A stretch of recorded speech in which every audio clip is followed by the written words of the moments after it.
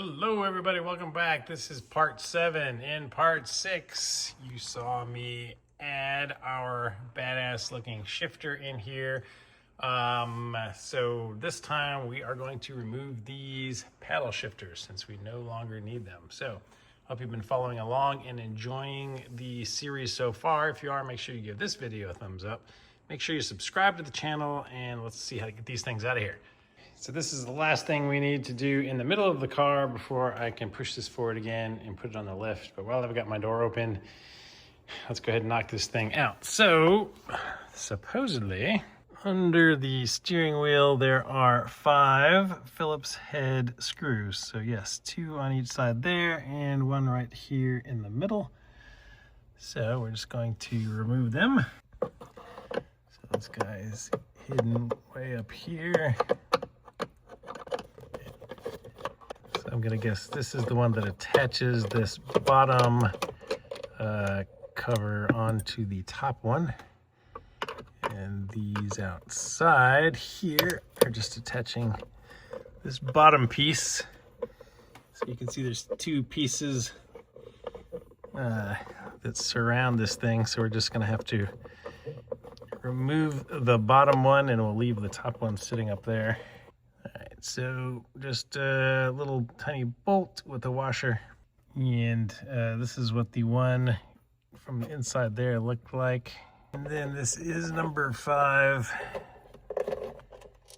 and this one is slightly different with no washer. All right, so it looks like it's the same as the front 2, it just did not have a washer on it.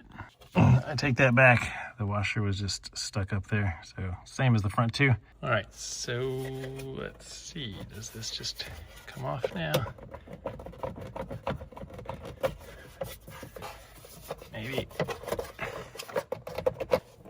If these sides snap together or something.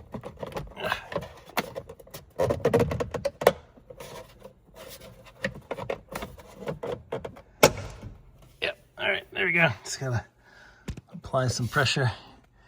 Okay, you can see there's a little tab there. Probably a little tab or something over here.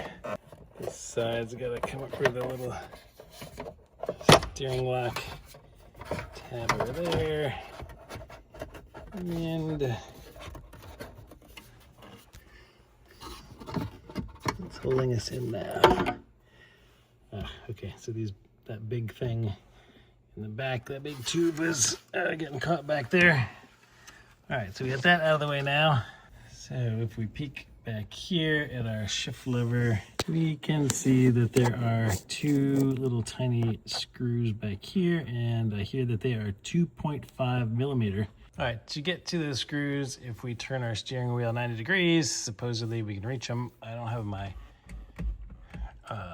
power on and the steering wheel is locked, so let me see if I can turn this with the key in and no power, I hope. All right, put the key in and turned it, and oh, yes, thank the Lord. Okay, yes, 90-degree turn, and we have easy access now. All right, 1.5 millimeter little socket extension. I'm gonna put that guy right here. These guys are definitely Loctited in.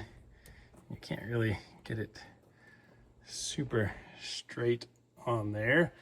So I'm going to hit this end with a hammer just to kind of break up any Loctite a little bit at least. Make sure that bit is fully seated because I don't want to strip this thing out. So that is what that screw looks like. It's got like a really weird cylindrical kind of lock washer or something on it. And a little fragile head. All right, same process for this guy, and our paddle is out. So if anybody needs some stock shift paddles, I guess I have some for sale. All right, let's spin our wheel back that away and repeat. All right, included in our kit, we have these 2 little rubber blanking plates.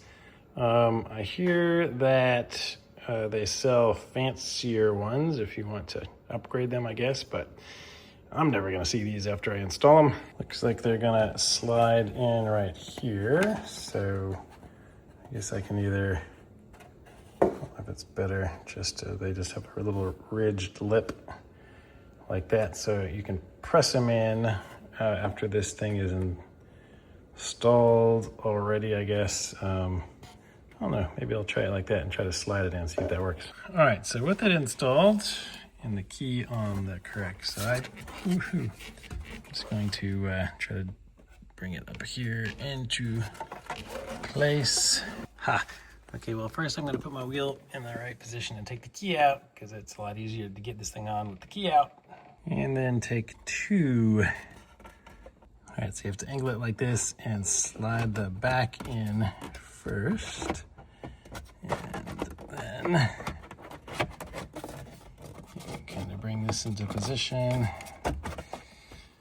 And bring this guy down, and I'm gonna need 2 hands. All right, beautiful. I just snapped the 2 pieces together. This was already in there. All right, this side I still have to snap these together, and then I'll have to just push that one in by hand. Marvelous. Okay, put some bolts back in, those 5 screws, and we should be good, I think. All right, guys, we are done. No more F1 paddles, or maybe you use this video to switch to some carbon fiber or something different. But in any case, if you forgot to give the video a thumbs up earlier, please do so now. We really appreciate it, and I'll see you guys on the next video. Part 8 for this series is going to be getting this on the lift and doing the rest of the work under the car.